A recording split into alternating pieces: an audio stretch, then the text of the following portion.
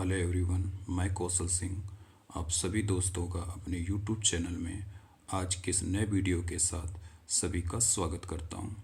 आज जो मेरा टॉपिक है भारतीय राष्ट्रपति, जो किस अनुच्छेद के अंतर्गत आता है, अनुच्छेद 52 के अंतर्गत आता है। इसमें हम पार्ट 1 में टॉप 20 क्वेश्चन कवर करने वाले हैं, जो आने वाले विभिन्न एग्ज़ाम, चाहे वो रेलवे हो, पुलिस हो, एसएससी हो, आर्मी, एयरफोर्स, जीडी, सभी में 1 से 2 प्रश्न आपको देखने को मिल जाते हैं। तो चलिए दोस्तों, ज़्यादा टाइम ना वेस्ट करते, आइए वीडियो को स्टार्ट करते हैं। यहाँ पे फर्स्ट क्वेश्चन देखते हैं, भारतीय संविधान में समस्त कार्यपालिका का अध्यक्ष कौन होता है? तो ये भारत का राष्ट्रपति होता है।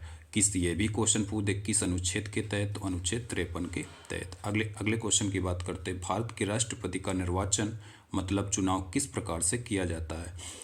तो भारत के राष्ट्रपति का जो चुनाव होता है वो अनुपातिक प्रतिनिधित्व एवं एकल संक्रमणी मत प्रणाली द्वारा किया जाता है। किस अनुच्छेद के तहत किया जाता है? अनुच्छेद 53(3) के तहत किया जाता है। अगले क्वेश्चन की बात करते, भारतीय राष्ट्रपति के चुनाव में कौन कौन भाग लेता है? तो ये लोकसभा, राज्यसभा तथा राज्यों की विधानसभाएं इसमें राष्ट्रपति के चुनाव में भाग लेती हैं।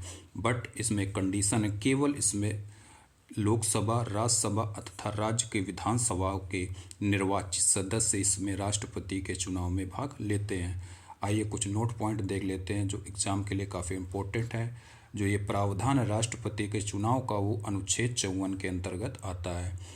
सेकेंड पॉइंट की बात कर, दिल्ली एवं पांडिचेरी के जो निर्वाचित सदस्य भी हैं वो भी राष्ट्रपति के चुनाव में भाग लेते हैं। ये भी बात आप लोग ध्यान रखेंगे। आइए अगले क्वेश्चन की बात करते हैं, राष्ट्रपति उम्मीदवार बनने के लिए क्या योग्यता होनी चाहिए? पहली, वह 35 वर्ष का होना चाहिए, देश का नागरिक भी होना चाहिए तथा संसद में चुने जाने की योग्यता भी वह रखता हो।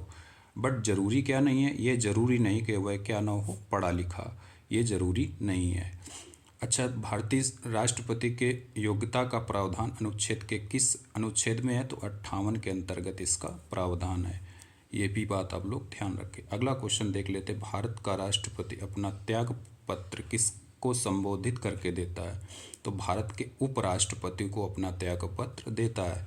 किस अनुच्छेद के तहत देता है? ये भी क्वेश्चन पूछा जाए तो अनुच्छेद 56 के तहत देता है। आइए अगले क्वेश्चन की बात कर, भारतीय संविधान के किस अनुच्छेद के तहत राष्ट्रपति पर महाभियोग चलाया जाता है? तो राष्ट्रपति पर महाभियोग जो अनुच्छेद 61 के तहत चलाया जाता है संसद के किसी भी सदन में, चाहे वह लोकसभा हो चाहे राज्यसभा हो।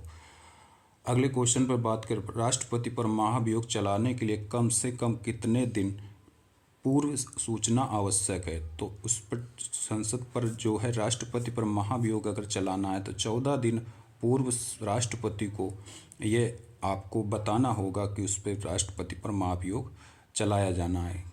किसके द्वारा? लोकसभा तथा राज्यसभा दोनों सदनों के द्वारा। आइए कुछ अदर क्वेश्चन देख लेते हैं। यदि राष्ट्रपति की मृत्यु महाभियोग प्रक्रिया के द्वारा उसका पद रिक्त हो जाता, मतलब किसी कारणवश राष्ट्रपति का पद अगर रिक्त हो जाता है तो वो कितने समय में भरा जाएगा? तो ये 6 माह के अंतर्गत भरा जाएगा। ये संविधान के 62 में उपबंध है, ध्यान रखेंगे आप लोग। अगले क्वेश्चन की बात कर लेते हैं, राष्ट्रपति का पद रिक्त हो जाए तथा उस समय कोई भी उपराष्ट्रपति भी ना हो तो कार्यवाहक राष्ट्रपति कौन बनेगा? तो सर्वोच्च न्यायालय का जो मुख्य न्यायाधीश होता है वह कार्यवाहक राष्ट्रपति का पद संभालेगा। किस अनुच्छेद के तहत संभालेगा? तो अनुच्छेद 65 के तहत। लोकसभा तथा राज्यसभा की संयुक्त बैठक किसके द्वारा बुलाई जाती है? तो ये राष्ट्रपति के द्वारा बुलाई जाती है। किस अनुच्छेद के द्वारा? 108 के द्वारा। अच्छा, ये भी क्वेश्चन पूछ दे, इसकी अध्यक्षता कौन करता है? लोकसभा तथा राज्यसभा की जो संयुक्त बैठक होती है उसकी अध्यक्षता कौन करता है? तो ये लोकसभा का अध्यक्ष करेगा। आइए कुछ नोट पॉइंट देख लेते हैं। विशेष परिस्थिति में अध्यादेश जारी करने की शक्ति राष्ट्रपति को किस अनुच्छेद में प्राप्त है? तो राष्ट्रपति को अनुच्छेद 123 के अंतर्गत यह शक्ति प्राप्त है। अध्यादेश जारी का जो अनुमोदन है वो 6 सप्ताह के अंतर्गत होना जरूरी है। किसके द्वारा? संसद के द्वारा। ये भी बात आप लोग ध्यान रखेंगे।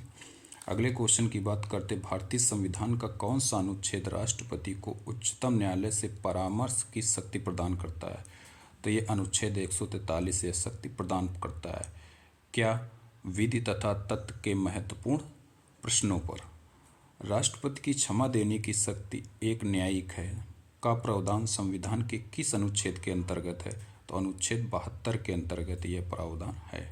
उम्मीद करते हैं दोस्तों वीडियो अच्छा लगा। अगर वीडियो अच्छा लगा हो, अगर चैनल पर नए हैं तो चैनल को सब्सक्राइब करें तथा वीडियो को लाइक करें ताकि इसी तरह की वीडियो आपको डेली मिलती रहें। तो उम्मीद करते दोस्तों वीडियो अच्छा लगा होगा। मिलते हैं कल नए वीडियो के साथ, तब तक के लिए धन्यवाद। जय हिंद।